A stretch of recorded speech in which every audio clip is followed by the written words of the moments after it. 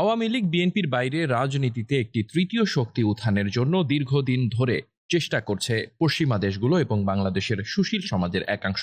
বিভিন্ন সময় থেমে থেমে এই প্রচেষ্টা লক্ষ্য করা যায়। নির্বাচনের আগে আগে এই ধরনের উদ্যোগ বেশি লক্ষ্য করা যায়। তবে এবার নির্বাচনের পরপরই রাজনীতিতে একটি তৃতীয় ধারা সৃষ্টির চেষ্টা হচ্ছে। এ নিয়ে রাজনৈতিক অঙ্গনে নানামুখী তৎপরতা লক্ষ্য করা যাচ্ছে। আর এই তৎপরতার অংশ হিসাবে মির্জা ফখরুল ইসলাম আলমগীর নিজেকে অনেকটা গুটিয়ে রেখেছেন বলে একাধিক সূত্র জানিয়েছে। শুধু তাই নয়, পাশাপাশি এই লক্ষ্য অর্জনের জন্যই জাতীয় পার্টি চেয়ারম্যান জিএম কাদের এখন কঠোর সরকার বিরোধী অবস্থান গ্রহণ করছেন। সবকিছু মিলিয়ে রাজনীতিতে আওয়ামী লীগ এবং বিএনপির বাইরে একটি শক্তিকে একীভূত করার জন্য চেষ্টা চালাচ্ছে বারিধারার কূটনৈতিক পাড়া। উল্লেখ্য যে দীর্ঘদিন ধরে আওয়ামী লীগ ক্ষমতায় রয়েছে, টানা চতুর্থ মেয়াদে আওয়ামী লীগ ক্ষমতায় আছে এবং আওয়ামী লীগের টানা ক্ষমতায় থাকার পেছনে একটি বড় যুক্তি মনে করা হচ্ছে নেতৃত্বের শূন্যতা। শেখ হাসিনা ছাড়া এই মুহূর্তে অন্য কোনো দলে কোনো নেতা নেই। এটি আওয়ামী লীগের সবচেয়ে বড় প্লাস পয়েন্ট হিসেবে বিবেচনা করা হচ্ছে। আর এ কারণেই রাজনীতিতে একটি বিকল্প শক্তি গড়ে তোলার চেষ্টা করা হচ্ছে। পশ্চিমা দেশগুলো এবং সুশীল সমাজের প্রতিনিধিরা মনে করছেন দীর্ঘদিন ক্ষমতায় থাকার ফলে আওয়ামী লীগে একটি কর্তৃত্ববাদী মনোভাব তৈরি হয়েছে।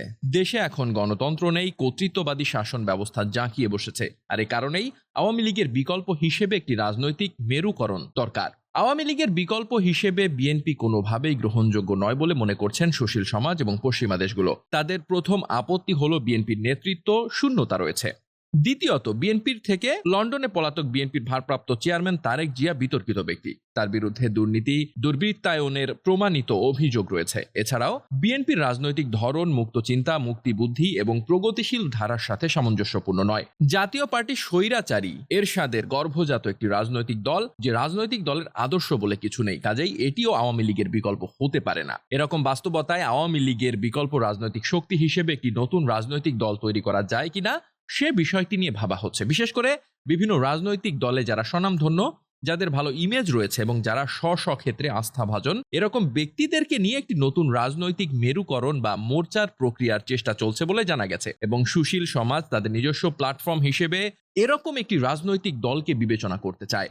যেমনটি ডক্টর ইউনূস 2006 সালে একটি রাজনৈতিক উদ্যোগ নিয়েছিলেন, সেরকম একটি উদ্যোগ গ্রহণের বিষয়ে দীর্ঘদিন ধরেই সুশীলদের আগ্রহ রয়েছে। তবে সুশীলরা নিজেরা যেহেতু জনবিচ্ছিন্ন, সাধারণ মানুষের সঙ্গে তাদের সম্পৃক্ততা নেই বললেই চলে, এজন্য তারা বিভিন্ন রাজনৈতিক দলে তাদের সঙ্গে সুসম্পর্ক আছে এমন ব্যক্তিদেরকে নিয়ে একটি বলয় তৈরি করতে চাচ্ছে। এ সমস্ত বলয়ে সেসব নেতারাই থাকবেন যাদের রাজনৈতিক ইমেজ জনগণের কাছে ভালো। এদের মধ্যে বিএনপি নেতা মির্জা ফখরুল ইসলাম আলমগীর, জাতীয় পার্টি চেয়ারপারসন জিএম কাদের, নাগরিক ঐক্যের মাহমুদুর রহমান মান্না সহ বেশ কিছু নেতা রয়েছেন।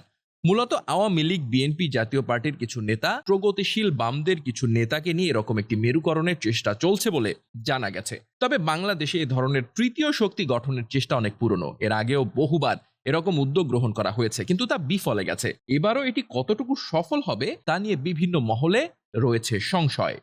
ডেস্ক রিপোর্ট, বার্তা বাজার।